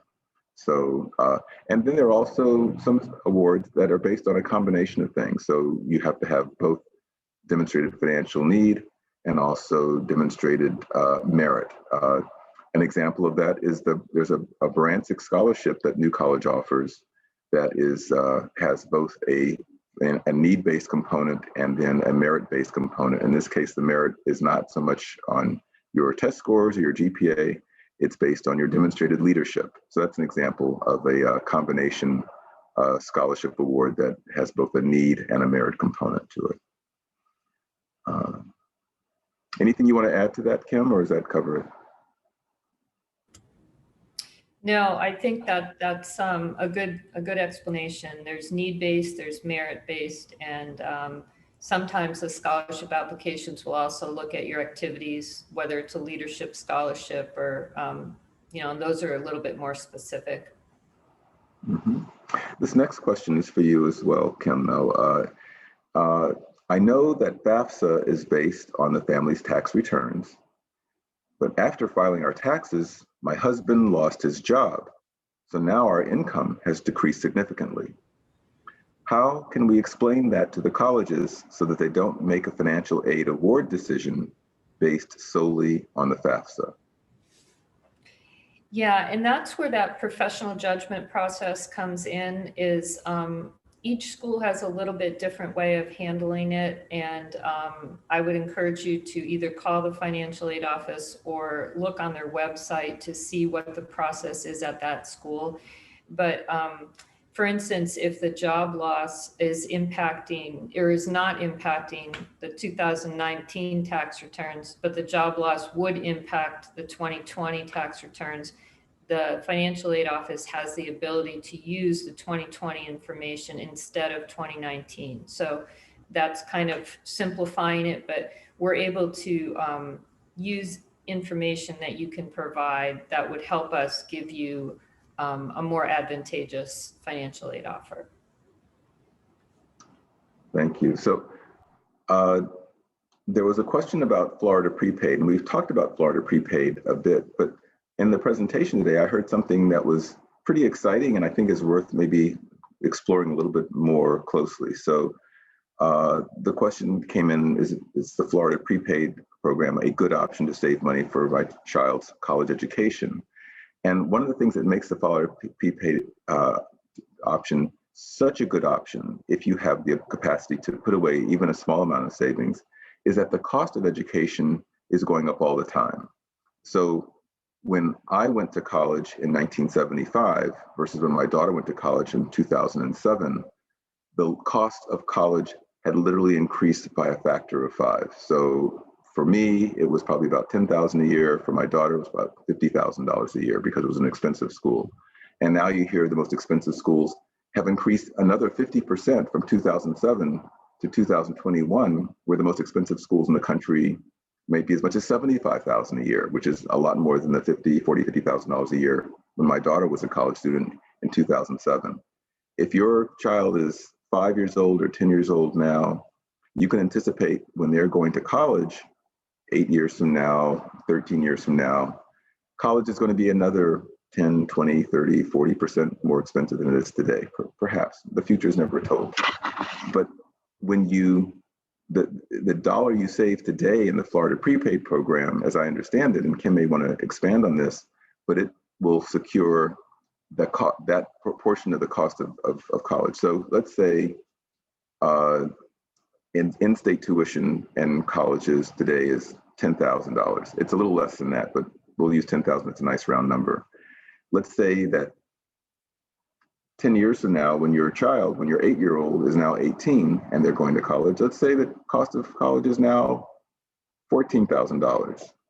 Well, if you saved enough to pay for 1 year of college in its entirety between now and when your child starts college, well, it's going to pay the full amount. So if you save $10,000 between now and 2030, whatever, 2029, it's going to cover that $14,000 cost. That's how I understand it.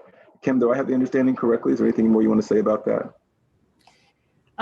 No, that's absolutely true. I would just add that there's different kinds of Florida prepaid plans, and some can handle not only tuition, but room and board. And so there's all kinds of different options that you have. Some will be available to be used at the state college system, some at the university level. So there's all kinds of plans, and I would encourage you to use that link that Daniel provided to learn more about all the different options that Florida Prepay has. But yes, the essential thinking is that you would freeze your costs at the level that you purchase the plan, with the ability to use it at some point in the future when costs could be higher. Thank you. Thank you. This next question was an interesting one to me. We have only been in the US for 2 years, so my child's English is not great. If she doesn't speak and write perfect English, does she have any chance of applying for financial aid? So I think it's helpful to understand how young people are evaluated as they're being considered for college, and especially for the public universities in the state of Florida, as I understand it, none of them have an interview requirement. So your child's verbal English skills are really not going to be a factor for consideration for financial aid or for admission in any of the Florida publics. There may be private scholarships where an interview is involved.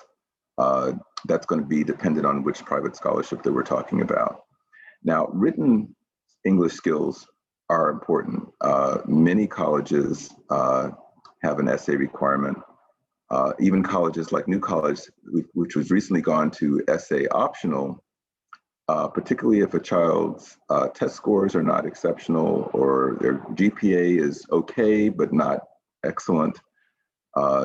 The essay can make an important difference, not only in whether the child is accepted or not, but also if the child receives merit-based scholarship awarded. You know, an exceptional essay can really make a difference.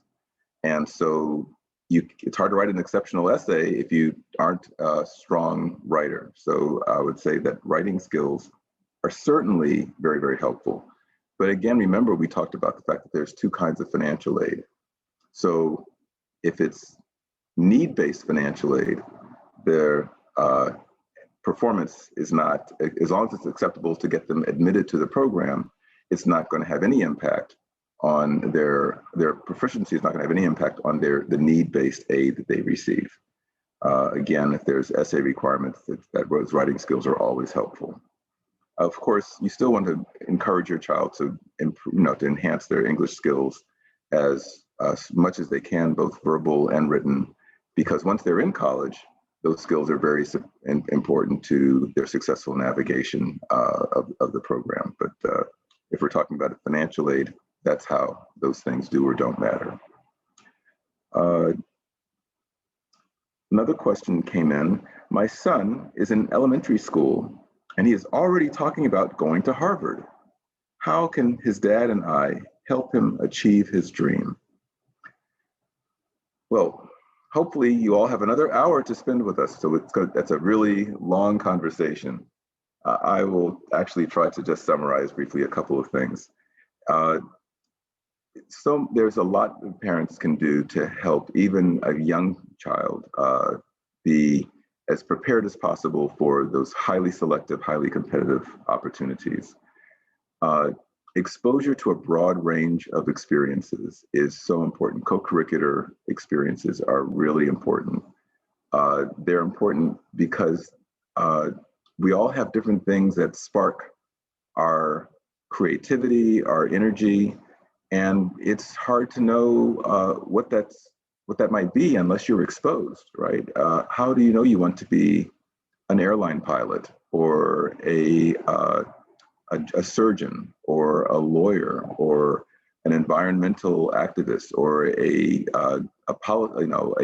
foreign policy expert working for the Department of State, unless you have some exposure to those things so that you can find out what that child's spark is. I don't know about you, but I had no ability to look at my infant daughter and see that she was going to have a gift for languages and become fluent in Spanish, and in fact is now living internationally and loves to travel. And she works and lives in Beijing, China, where she moved 2 years ago after living for 3 years in Costa Rica. I had no ability to look at my infant daughter and know that that might be her fate. But we exposed her to a number of different things, and she, orchestra didn't take, the tennis lessons didn't take, but boy, when we put her in that 2-week immersion program in Costa Rica when she was 13 years old, pow, that was the thing. So give your child as many different experiences as you can. We've talked about the importance of saving for college. We've talked about the importance of sparking, helping them develop those strong communication skills so they can write that great essay. But the other thing about having those broad experiences when they're young is it gives them more stories to tell to make that compelling essay that helps them to stand out and apart from other candidates. So those are the things that I think would be the most important, even for me, saving for Harvard today at $75,000 a year would be hard for almost any of us. So that's not going to be necessarily the key.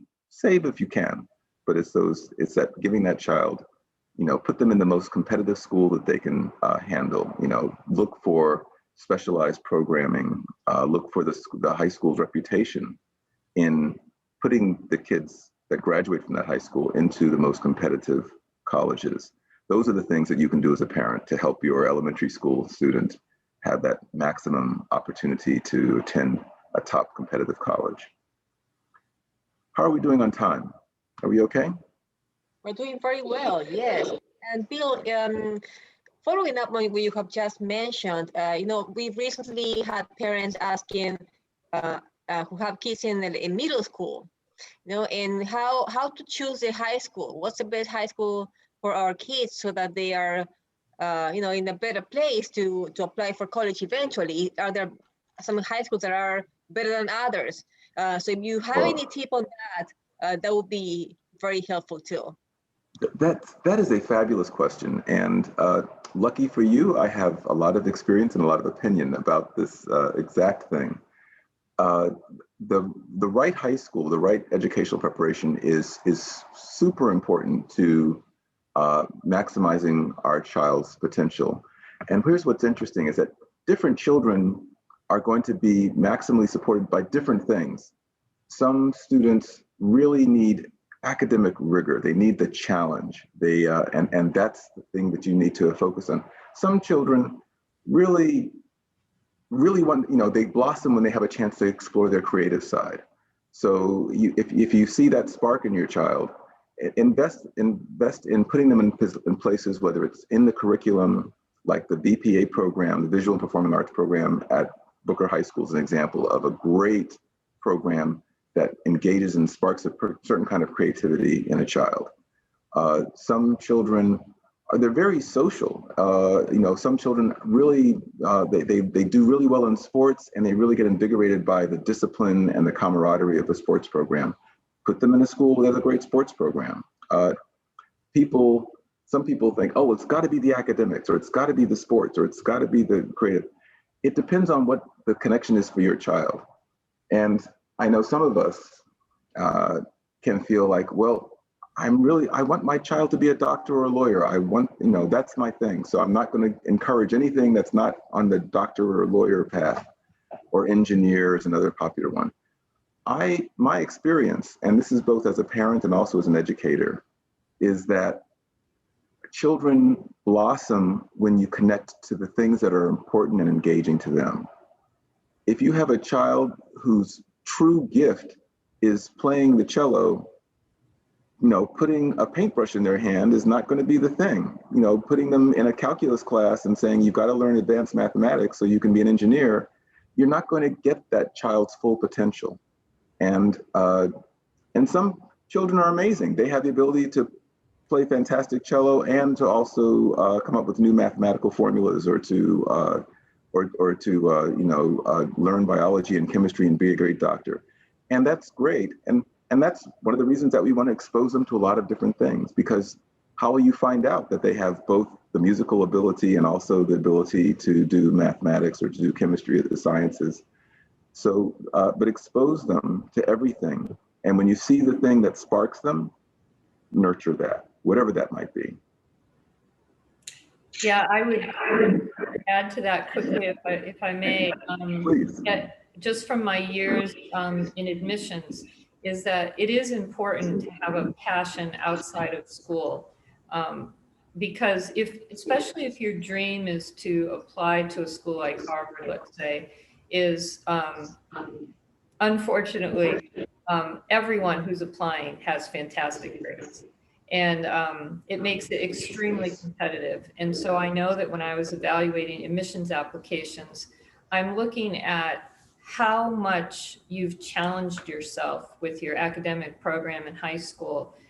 IB programs, ACE, special programs like that are, obviously very impressive, but it's looking at students who have straight A's in a lower level class versus straight A's in an IB program is what might set you apart, but also that passion outside of school. And I would encourage you to not try to be anyone else, be yourself, but you have to articulate and present yourself the best way you can in that admissions application, whether it's your passion is to work for a nonprofit outside of school, or maybe you have had to work to help support your family, but you have to present that in the admissions application as that's what makes you unique, because that's what's going to get you accepted. And for a school like Harvard or an Ivy League school or a school like Duke or a private school that costs an awful lot, those schools also have incredible resources, financial resources to help you. So Daniel alluded to it in his presentation earlier, but don't let that price tag preclude you from applying, because they have enormous resources. And if you have the qualifications, they have the resources to help you. So, explore everything, look at all your bottom lines. I'm so glad that Kim mentioned the importance of challenging yourself academically, not just looking at getting the high GPA, but also taking the challenging classes. She said A's in an ACE or IB program are better than A's in the regular curriculum. I would go further and say for most colleges that getting B's in the IB and the ACE program is superior to getting an A in the standard program, because we're seeing that you're challenging yourself and taking on a more enriched curriculum. And frankly, they also have formulas for adjusting the GPA to take into account not just what course it was, but also was it in that AP or IB or ACE track, or was it in the standard track? So Your B might actually quantitatively work out to be the same as an A if you had taken a standard course.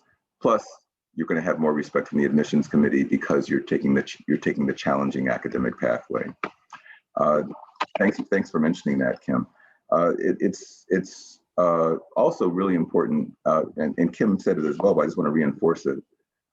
When you're looking at the top schools, whether it's the top privates like Duke or Northwestern or Emory or Stanford, or the Ivy League, Harvard, Stanford, Harvard, Princeton, Yale, or the top public institutions like the University of Florida, Florida State University, or New College of Florida.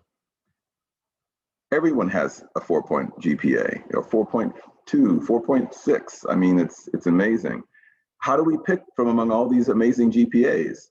It's the co-curriculars. It's that evidence of challenging yourself. It's that you found a spark and you can articulate why this is important to you. Why was it important to you to be involved in the voter registration drive and you don't even vote? Why was it important to you to be a part of the homeless drive or saving the animals, cleaning up the beach? What is that thing that where did you show leadership? Leadership and initiative, collaboration with others. These are qualities that we see as markers of success in college and beyond. Every college wants to recruit the child that's going to change the world one day, that's going to be in the Wall Street Journal or the New York Times, doing something important down the road. The student who started a club in 9th grade is more likely to be that person of the future than the kid who has a 4.0 GPA, but no extracurricular activities. And schools know that. And so we value that. So when you see their child and it's like, hey, you're spending so much time on this thing and it's affecting your grades. Well, yes, the grades are important, but also nurture those extracurriculars because that's what's going to help that child to stand out. And that's what's going to keep that child engaged and energized about what they're doing. And frankly, for most of us at Millennials, just chasing a GPA is not the thing that sparks our deepest creativity and passion. So the extracurriculars are important. I think just a couple more things, and I've not been checking the chat. Is there anything else in the chat that we should be looking at? I think there's something new, but I just wanted to mention that Daniel Barkowitz, who spoke earlier from Valencia College, does have a blog post he wanted to know about on how to write an essay for scholarships. And he does it with the poem method, which is, passion, opportunity, experience, and moment. It's a great way for students to start with what they're passionate about and then work down to the actual moment they should write about. So I'll link it in the chat for those that are interested.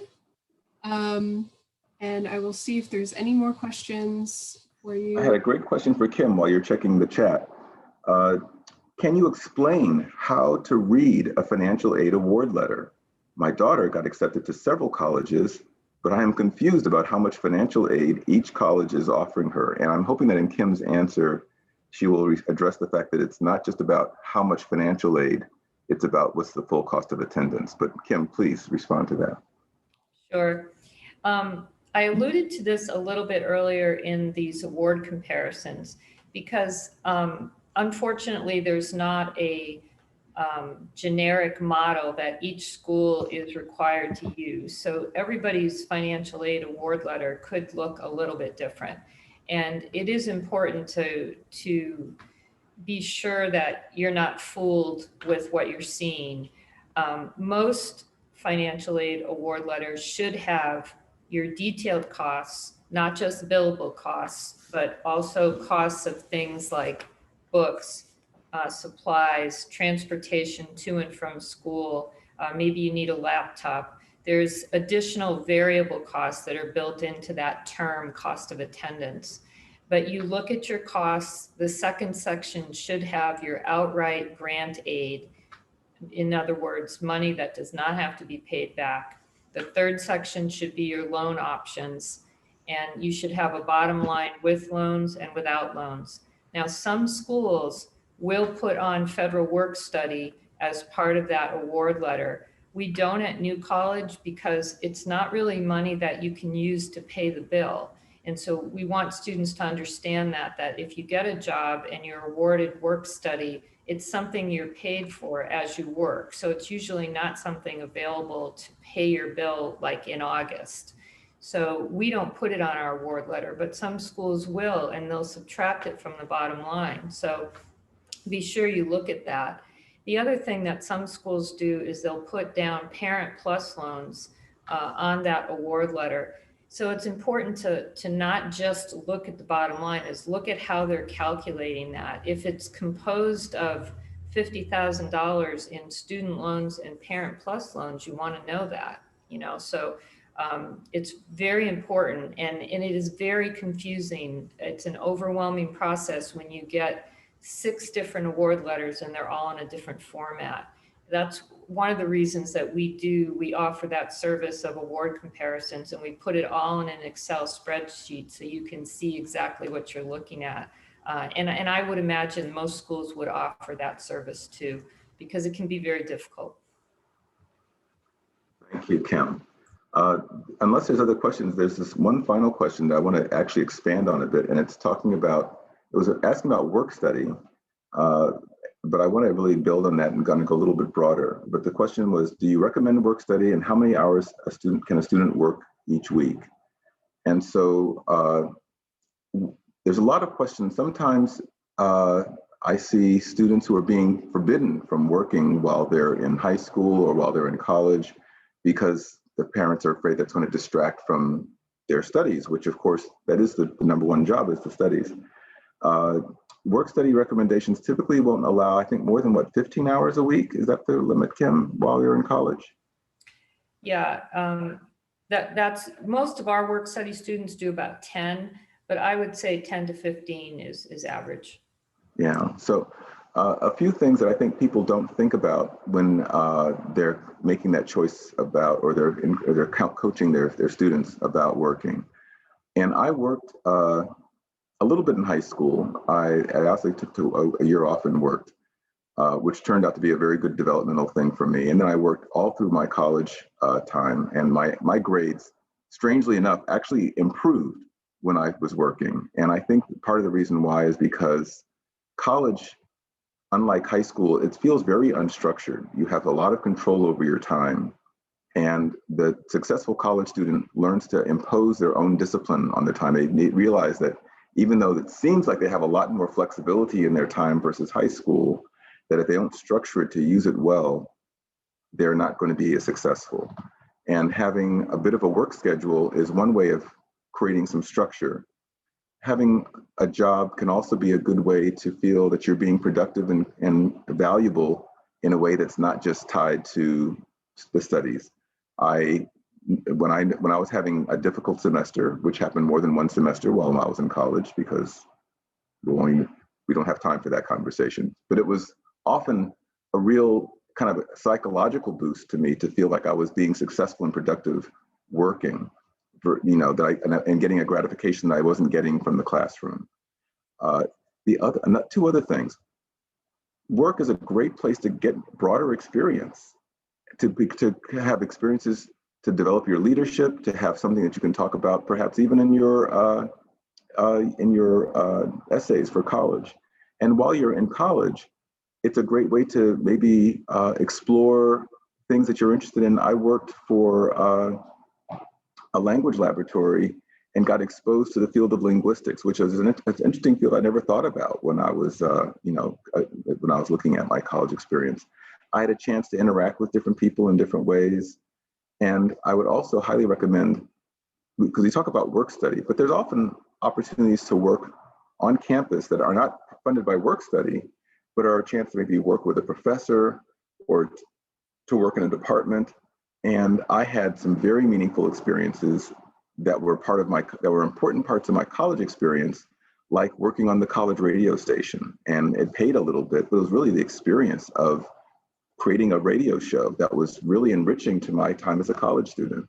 I know that I've had, I think, 4 or 5 college students working for me while at New College.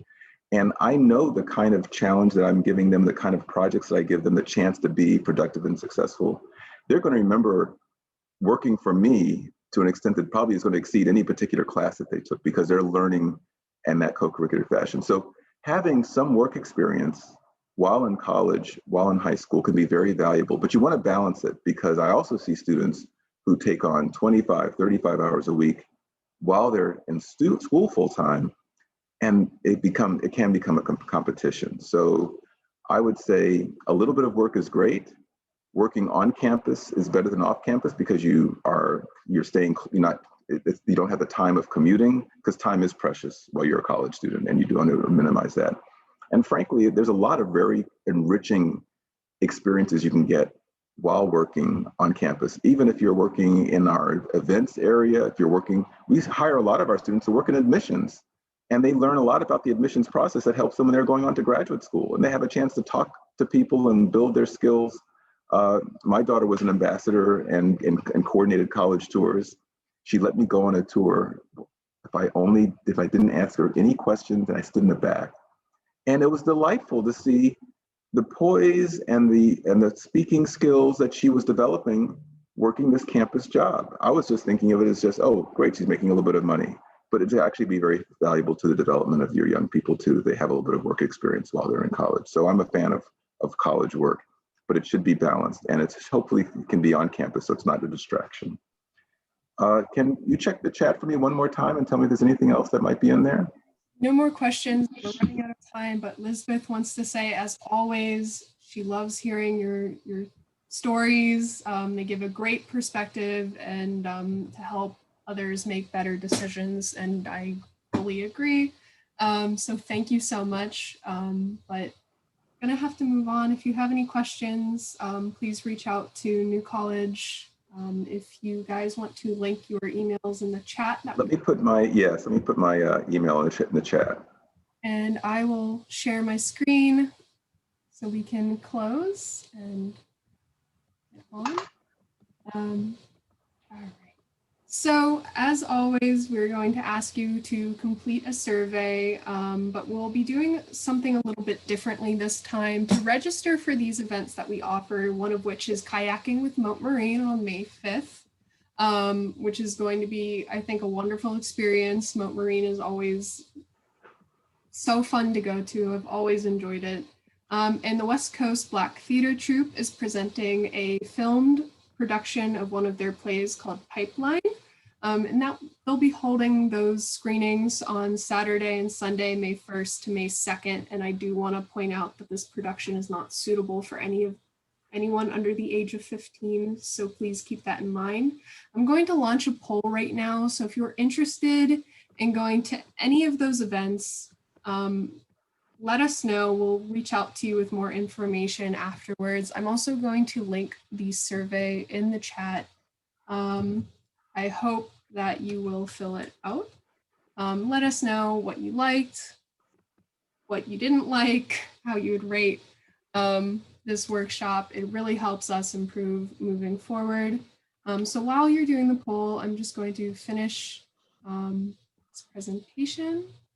So resources to learn more about who we are, especially for your students, are our high school clubs. We have several in Sarasota County and so many in Manatee County. So if your students go to any of these schools or will be going to any of these schools, encourage them to sign up for our clubs. They'll get lots of resources and information for college and career planning, and they'll also find friends and yeah, it's just a really great experience. I'm looking out. And for our upcoming community workshop, will be on May 15th. It'll be about job seeking and resume writing. Learn how to build a great resume and stand out in a job interview. That'll be really exciting. There's more information to come shortly about that. And if you have any questions, please contact me. My name is Alexandra De Martino. I'm the coordinator of education initiatives. That's my email, and that's my phone number. And of course, you can contact us at info@unidosnell.org. So check the chat. I'm going to stop sharing. And again, I would like to thank Bill and Kim from your College of Florida and Daniel from Valencia College for being here with us on a Saturday morning. We appreciate your expertise and your the fact that you have tailored information to the interests and needs of the community. And of course, we also want to thank Karen, our wonderful interpreter volunteer, who did a fantastic job as usual. And thank you, all the parents and students who joined us, as well as thank you, Alex, for doing a wonderful job with this workshop. Thank you, Cynthia. Thank you to all of our wonderful speakers. Lovely seeing you all. Information was great. Thank you, Bill, for your stories. Thank you, everybody. Have a wonderful weekend. Thank you.